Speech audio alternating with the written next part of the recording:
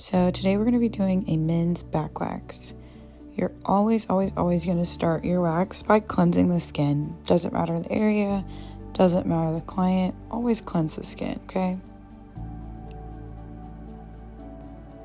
I personally like to use an oil as well, so I always apply a thin layer of oil just to help protect the skin and hydrate it, because a lot of people do have dehydrated skin, so it just helps the wax adhere to the hair, not the skin, and just feels better for your client overall. So that's what you can see I'm applying right here. Sometimes throughout the wax I will apply a second layer, just kind of depends on the client's skin and how well it's doing, or if it needs a little bit more. For this video, I just edited it for time, so I'm not editing any of the strips that I do or anything like that. I just kind of cut forward, but you'll be able to see a real-time wax. Typically, the first strips you want to apply for a back is down the middle, and that's so that when you're applying the other strips, it's less painful to pull up. Sometimes I do it, sometimes I don't. It's best to do it when the client does have really long, really coarse, thick hair. It's going to be easier for them on the other strips, but it technically isn't completely necessary, but I like to do it anyways. The wax that I'm using here is from Harley Waxing. They have a film wax that I love to use. It's called Summer Fruits. So make sure you're always pulling the skin taut regardless of where you're waxing. That's just going to be easier to pull the strip, and it's going to be easier for your client. Make sure you're applying pressure as well on every single strip. So after you go down the middle, you want to go up the sides. Remember to try to go with the hair growth as much as possible. Backs can sometimes have different directions of hair growth, so you definitely want to pay attention to it, but typically most backs will have the same direction of hair growth. I always like to apply multiple strips at one time. This can help with dry time depending on the temperature of your wax, but it also just helps it go by a lot quicker. Make sure you don't do them too close together. You don't want the strips to get stuck. You definitely want to try your best to make a good lip on all of your strips so that when you're pulling it up, it's a lot easier for your client.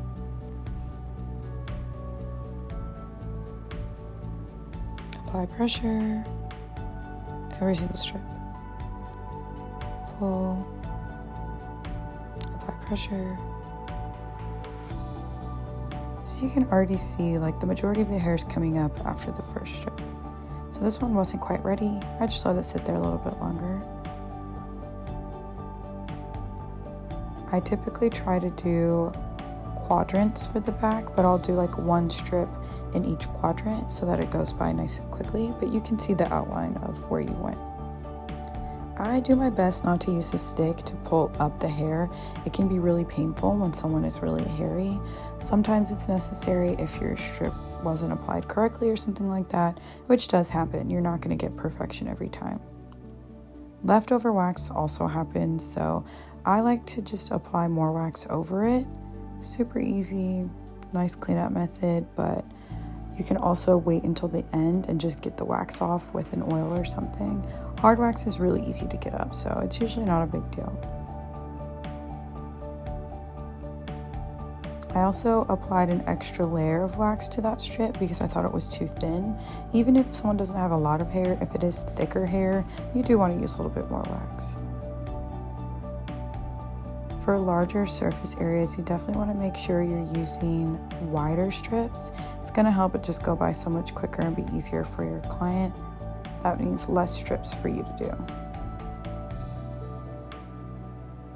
This is when I started to realize that I didn't do the middle back strip, and that's why my tabs for my wax strips weren't coming up when I was trying to pull them, and I was having to use the stick. It happens. You'll also notice like gradually for certain strips I'll tap on them, and that's me just checking to see if they're ready, if they're dry, so that I can pull them. I usually try to also mirror all my strips, so if I'm doing something on one side, I'm definitely doing it on the other. You can't do them at the exact same time though, otherwise you'll just end up with one large wax strip, so you kind of opposite mirror them, if that makes sense. It's also very normal for a client's hair follicle to bleed, especially if it's their first wax. That hair is connected to a vein, so whenever you're pulling it, that means it was in the growth phase.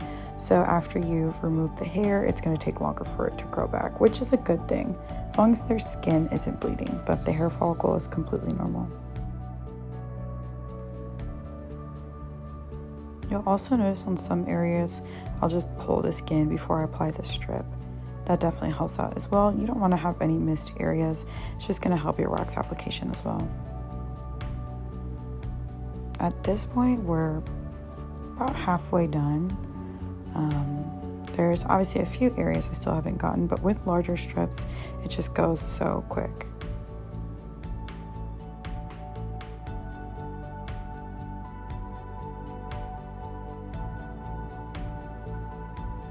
You'll also notice this person's back isn't completely flat.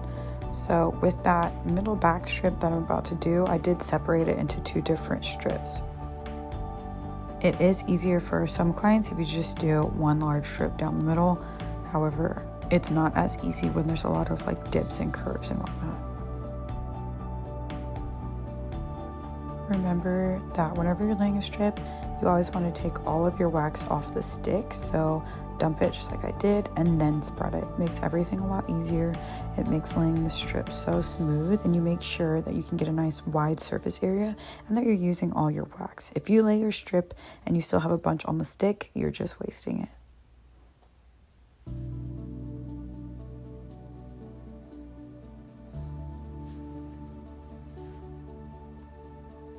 That's me just checking on different areas that I still need to do. There's only a few left. Some of these hairs are just left behind from some of the strips since this client doesn't do any type of exfoliation on their back. And that's also why their skin is lightening with the wax, because it's a lot of dead skin left behind. So you can see I did those 2 middle back strips. So the middle of the back is pretty much done. There's just going to be a few cleanup strips. We still have the lower back and then just a few cleanup strips on the wrist. You'll notice that some of my strips don't come off whole, or the wax will be left behind. That is because this client's skin is dry.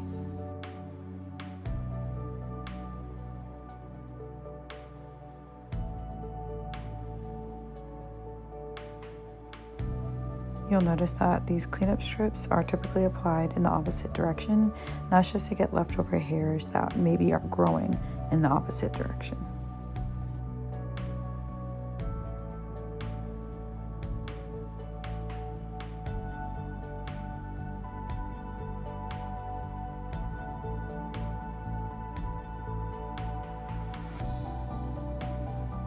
Whenever you're waxing, you do want to minimize your movement.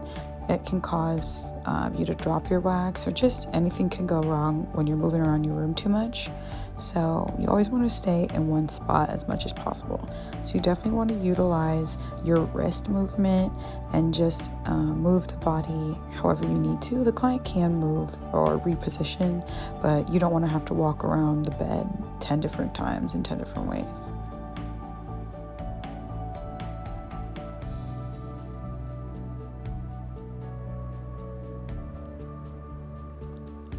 You can see I'm really only applying like 1 strip at a time, and that's because we're basically done. These are just going to be some cleanup strips. And after the major strips, my client really didn't want to do the cleanup strips because they were in pain. But as a perfectionist, I convinced them to let me do a few more, at least to get some of the major ones. With the first time wax, you're always going to have some leftover hairs because they're in different growth cycles. So some of them will be shorter, some of them are just really stubborn and will break off. So there might always be something left behind, but I do my best to get as much as possible.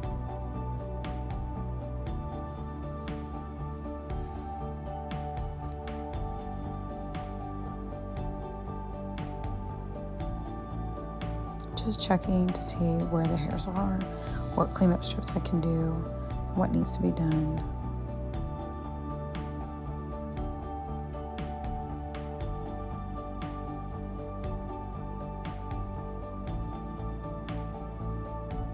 So at this point, I'm just doing cleanup strips, and I'm doing them with really large strips so I can do only a few, and doing them in the opposite direction of hair growth.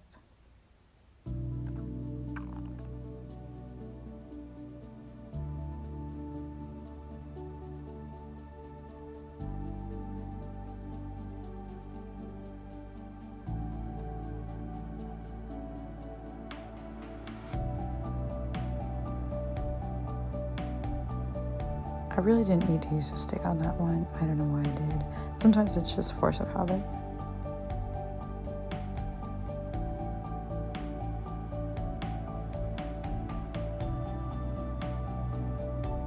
Don't be like me. Don't use your stick if you don't need it. Although at this point there really isn't much hair, so this client shouldn't really be feeling much.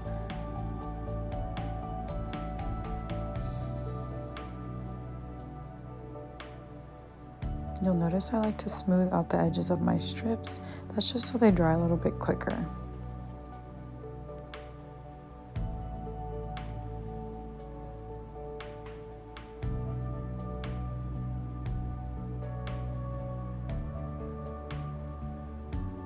See, strips don't always come off perfectly, but just do what you can. That wasn't terrible. But yeah, you can see how dry this client's skin is. So at this point, I'm pretty much done. I'm not going to go over certain areas more than twice unless I reapply some oil to the skin.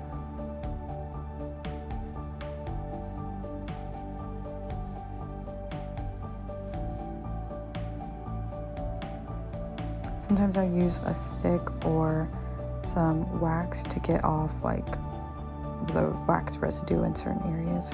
It's just easier. By that time the wax is really dry since I use hard wax. Right at the top, I'm just evening out the wax from the upper back, like towards the neck. You don't want them walking out looking crazy.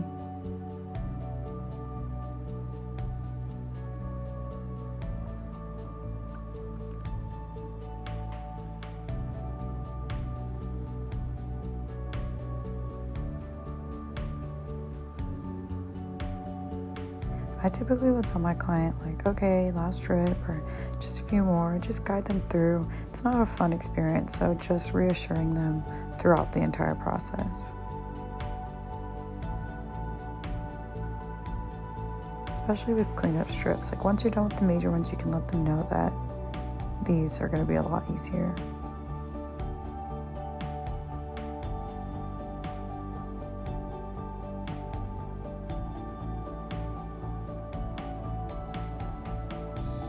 Make sure you also talk to them about aftercare. That's one thing I've noticed a lot of clients don't do. Not clients, estheticians, wax specialists, whoever you see, whatever they call themselves. Go over aftercare, even if they've been waxed before, even if you just feel like it doesn't apply to them, let them know.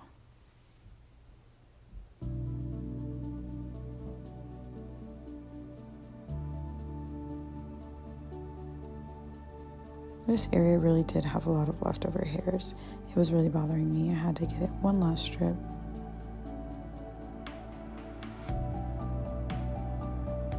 So here, just removing some wax. All the wax residue is pretty much gone at this point, maybe just a few areas, but sometimes I will put my hand on the strip just to help it seep in, really grab those hairs and dry a little quicker. So now that the wax is complete, we're just going to apply a nice moisturizer onto the skin. I do this for every wax surface. The wax moisturizer that I use is from Zandyland products. This client is having a slight histamine reaction after their first wax, which is completely normal. Those should go away, but you can also tell your client how to handle those if they don't subside within an hour or so.